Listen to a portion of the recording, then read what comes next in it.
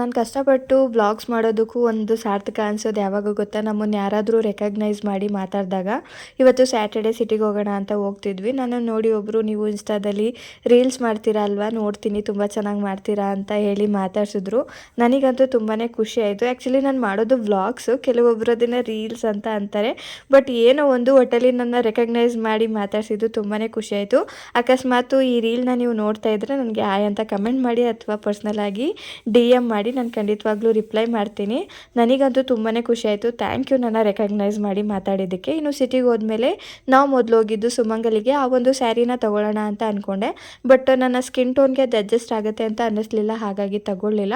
ಇನ್ನು ಬೇರೆ ಒಂದು ಸೆಮಿ ಮೈಸೂರು ಸಿಲ್ಕಲ್ಲಿ ಪಿಂಕ್ ಆ್ಯಂಡ್ ಬ್ಲ್ಯಾಕ್ ಕಾಂಬಿನೇಷನಲ್ಲಿ ಸ್ಯಾರಿನ ತೊಗೊಂಡೆ.